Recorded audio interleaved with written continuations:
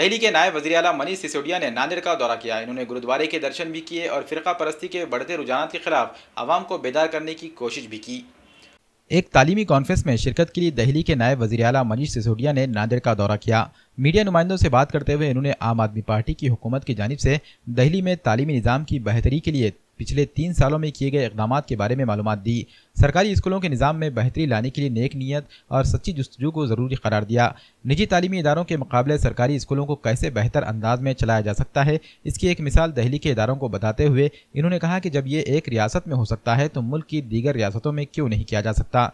इन्होंने नांदेड़ दौरे के मौके पर गुरुद्वारे के दर्शन भी किए और सरकारी रेस्ट हाउस में पार्टी कारकुनों से मुलाकातें भी की।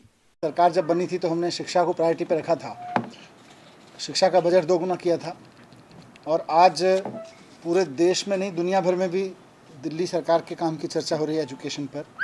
उसकी सबसे बड़ी वजह यह है कि जहां पूरे देश में सरकारी स्कूल बंद होते जा रहे हैं, वहां दिल्ली एकमात्र ऐसा राज्य है जहां नए सरकारी स्कूल खुल रहे हैं और जहां लोग अपने बच्चों को प्राइवेट स्कूलों से निकाल के गवर्नमेंट स्कूलों में दाखिल करा रहे हैं।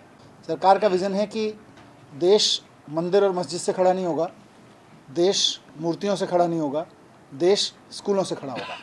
एक मूर्ति कम रह जाए, एक मंदिर मस्जिद कम रह जाए, बच्चों की ज़िंदगी पे उतना असर नहीं पड़ता है, लेकिन एक स्कूल कम रह जाए तो बच्चे अनपढ़ रह जाते हैं, पूरी पीढ़ी अनपढ़ रह जाती है। तो दिल्ली सरकार उस मिशन के साथ काम कर रही है।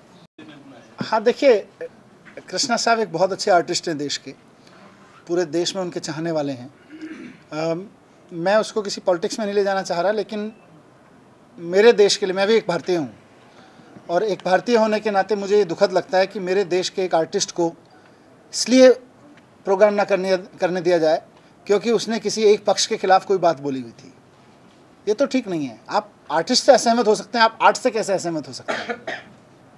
तो ये मुझे ठीक नहीं लगा। इसलिए दिल्ली का आर्ट एंड कल्चर मिनिस्टर होने के नाते मुझे लगा कि दिल्ली में प्रोग्राम कैंसिल हुआ था तो दिल्ली में ही वो प्रोग्राम हम करवा रहे हैं।